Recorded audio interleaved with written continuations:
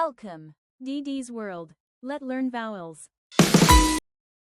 ဒီနေ့ကတော့တရုတ်စာရဲ့အခြေခံတလားတွေအကြောင်းကိုသင်ပေးမှာဖြစ်ပါတယ်။တရုတ်စာမှာအခြေခံတလား6လုံးရှိပါတယ်။ဒါတွေကတော့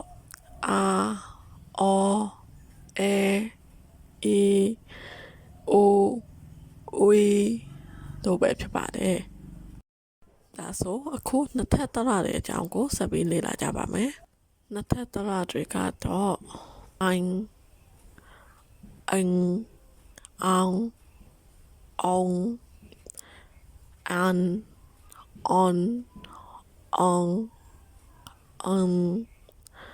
on တို့ပဲဖြစ်ပါတယ်။တလားတွေကိုလေ့လာတဲ့အခါမှာသတိထားရမယ်ချွန်းချွန်းတလား၃လုံးရှိတယ်။ပထမတစ်ခုက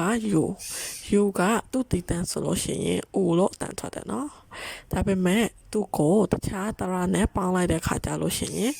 U လို့အတန်ထွက်ပြရတယ်။ဥပမာ UI ဆိုတဲ့တလားမှာဆိုလို့ရှိရင် UI က U နဲ့ EI နဲ့ကိုပေါင်းလာတာဖြစ်တယ်။ဒါဆိုတော့သူက U ကိုတခြားတလားတစ်လုံးနဲ့ပေါင်းလာတာဖြစ်တဲ့အတွက်ကြောင့်မို့လို့ U ကို W လို့ထွက်ရမယ်။ EI က A လို့တင်တာပေးတယ်။ဆိုတော့ way ဒါကြောင့်မို့ UI ရဲ့အတန်ထွက်က way ဖြစ်မှာ။နောက်တစ်လုံးက I ရဲ့မူရင်းအတန်ထွက်က E ဒါပေမဲ့ I ကိုလည်းတခြားတလားနဲ့ပေါင်းလိုက်မယ်ဆိုလို့ရှိရင် E လို့အတန်ထွက်ပေးရမယ်။ပုံမှာ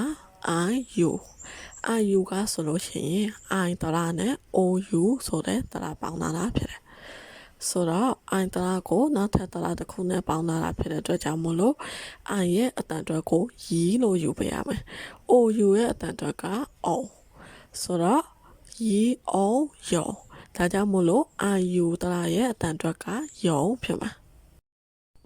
နောက်ဆုံးချွန်းချွန်းတလားတစ်ခုက U20 We ကိုလည်းနောက်ထပ်တလားတစ်ခုနဲ့ပေါင်းလို့ရှိရင် UE လို့အတန်ထွက်ပေးရမယ်ဥပမာ U20E မှာဆိုလို့ရှိရင် U20 ဆိုတဲ့တလားနဲ့ E ဆိုတဲ့တလားကိုပေါင်းလာတာဖြစ်တယ်ဆိုတော့ U20 ကိုတခြားတလားတစ်ခုနဲ့လက်ပေါင်းတာဖြစ်တဲ့အတွက်ကြောင့်မို့လို့သူ့ရဲ့အတန်ထွက်က UE E ရဲ့အတန်ထွက်က A ဆိုတော့ ရွေဒါကြောင့်မို့လို့ U20E ရဲ့အတန်ထွက်ကရွေလို့ထွက်ရမယ်